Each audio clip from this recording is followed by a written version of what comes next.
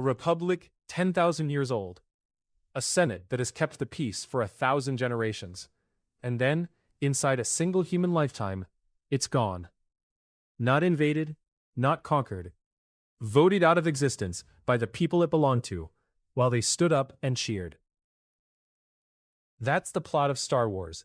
It is also, almost step for step, something that actually happened. There was a real republic, the most famous one in history. It hated kings so much that the word for king was used as an insult. And it died in the same order, with the same moves. A crisis, conveniently timed. Emergency powers, granted legally. A general who marched an army on his own capital. Kill lists, nailed up in public, with prices attached.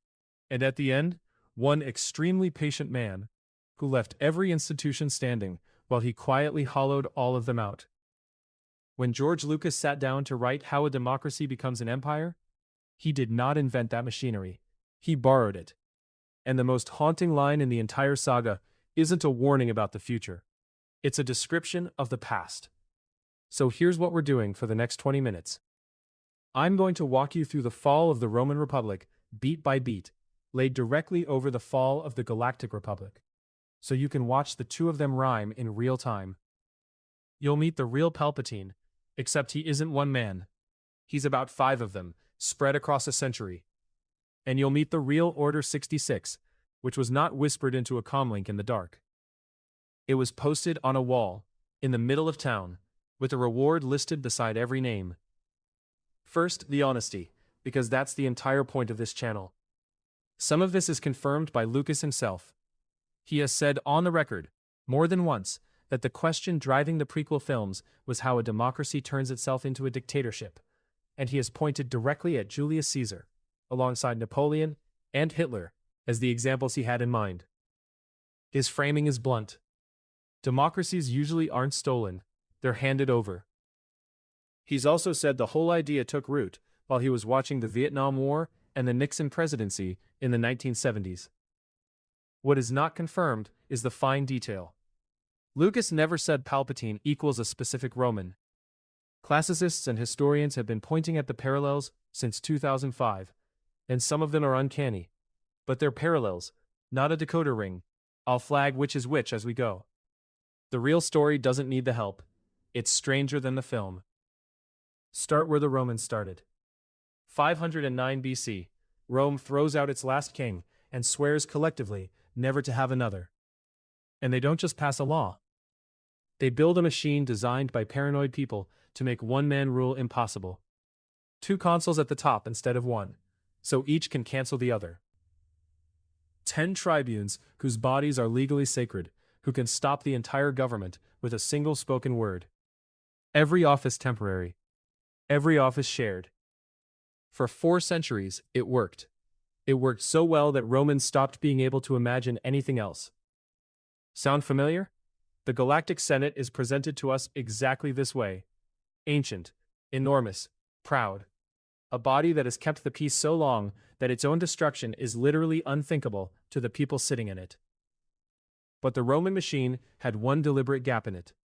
A single office where all that shared power got handed to one man on purpose. In an emergency, one man could be given absolute authority over the state. No veto, no appeal.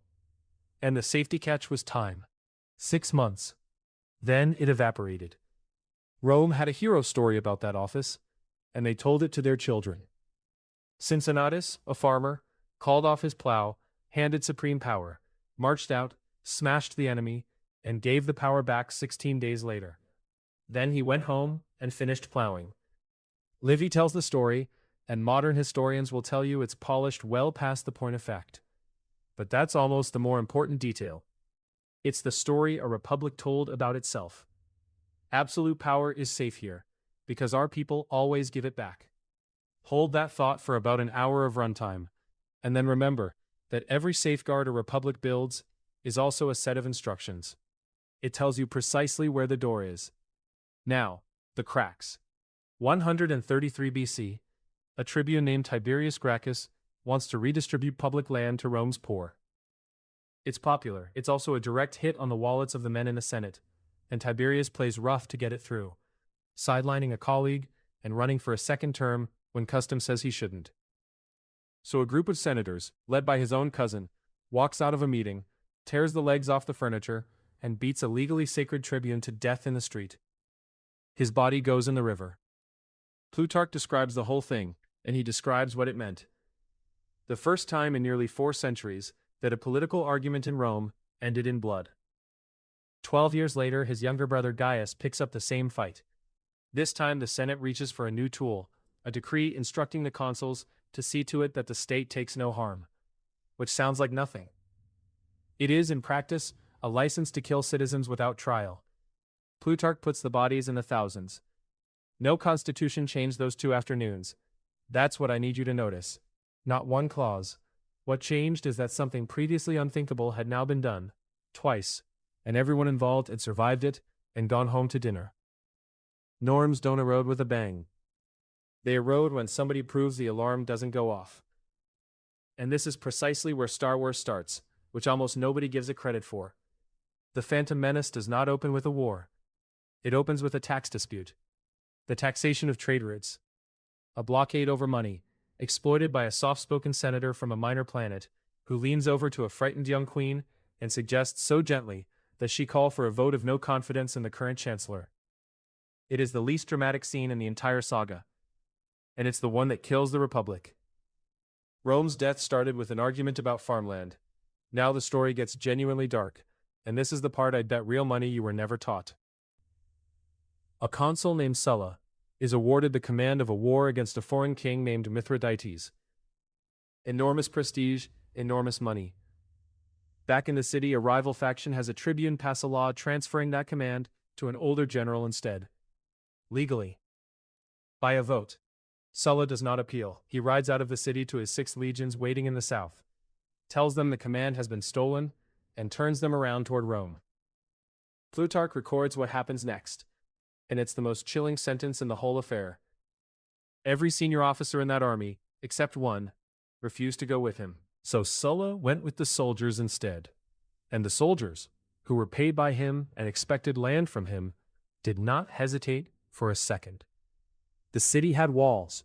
What it did not have was any plan whatsoever for an enemy who was Roman. Rome fell in an afternoon to its own army. He leaves for his war. He comes back 4 years later, fights his way up the peninsula, wins a night battle at the Colline Gate, and takes the city a second time. And then Sulla does something more frightening than any of the marching. He has himself appointed dictator. The real office, the emergency one, with the 6-month fuse, except this version comes with a new job description, to make laws and set the Republic back in order, and with no end date at all. The safety catch had just been quietly removed, by unanimous consent. Then come the proscriptions.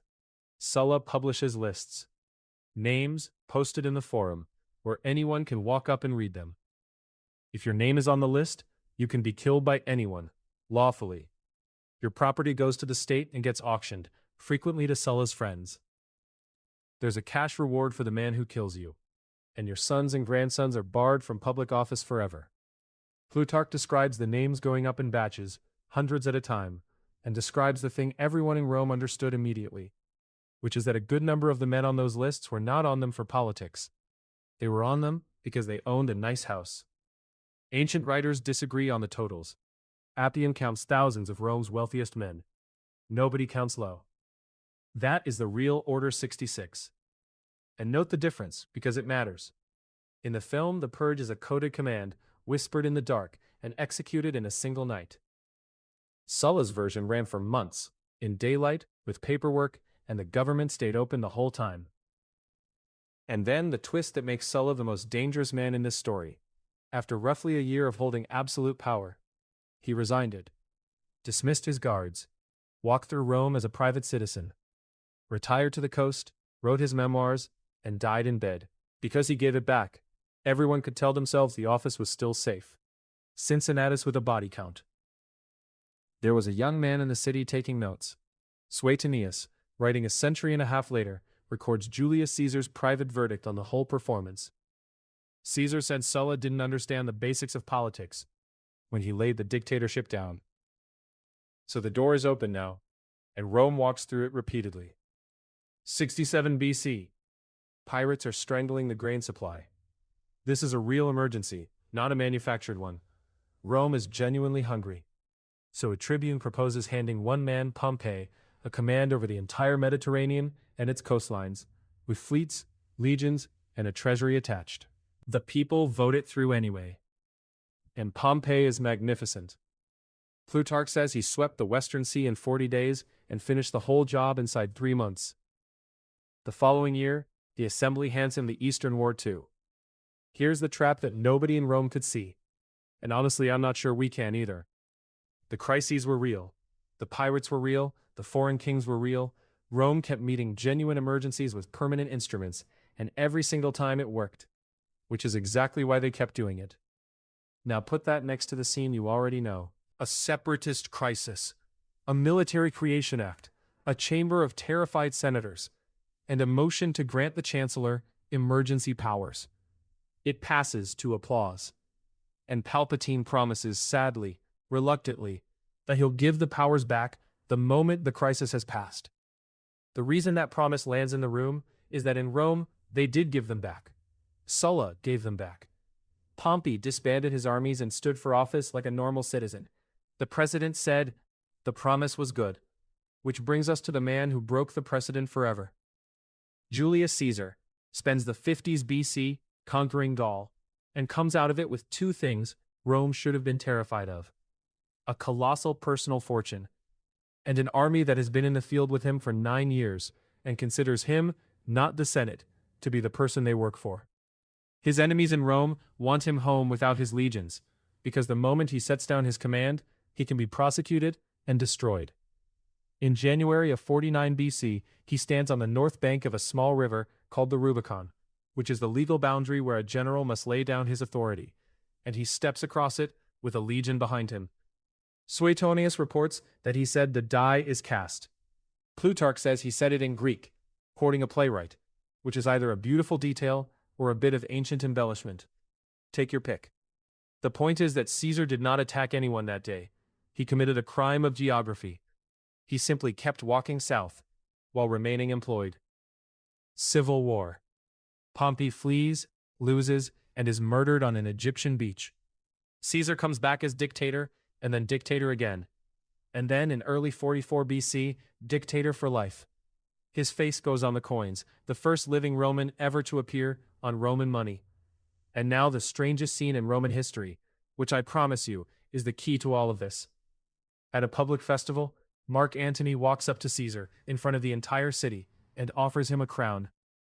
Plutarch says the applause was thin and clearly staged. Caesar pushes it away, and the crowd roars. Antony offers it a second time. Thin applause again. Caesar refuses again, and the roar is enormous. Read that carefully. Caesar already had absolute power. He'd had it for years. What he was not allowed to have was the word. The Romans would tolerate a man who ruled everything, as long as nobody called him king. Palpatine never once seizes anything on camera. Not once.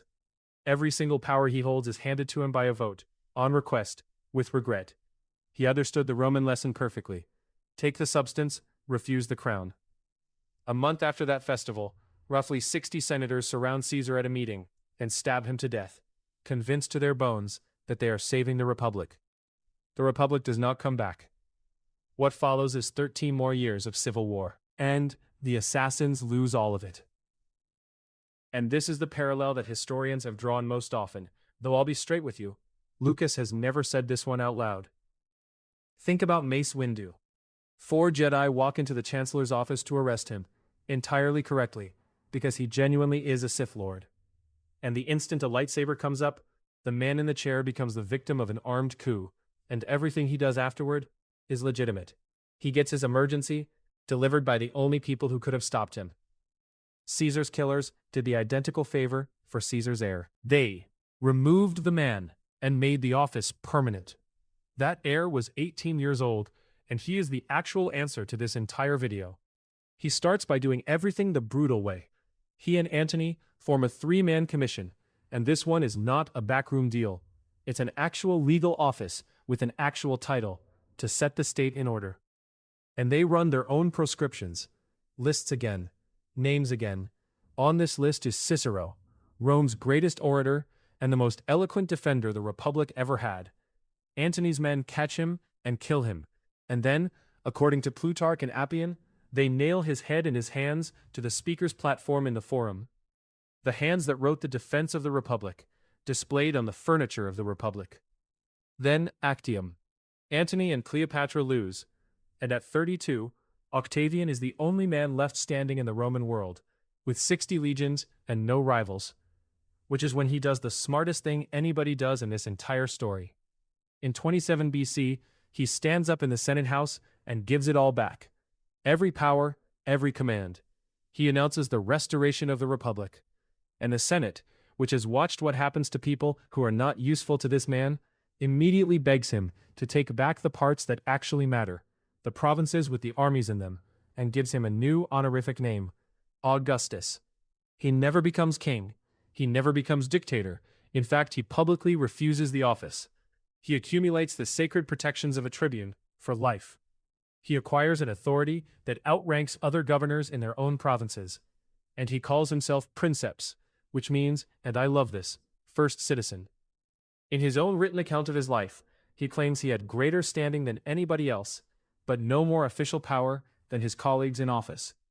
Elections continue. Consuls are appointed every year. The Senate meets. Every visible organ of the Republic is still there, working, ceremonial, and dead. Tacitus, writing about a century later, describes the mechanism with surgical contempt. Augustus won the soldiers over with money, the civilians with cheap grain, and everyone with the sweetness of peace. Then, step by step, he drew the functions of the Senate, the magistrates, and the laws into his own hands. And nobody objected, because the men who would have objected had already died in the wars and the proscriptions. And here's the detail that ends the argument. Under his successor, the elections were quietly moved out of the popular assemblies and into the Senate chamber.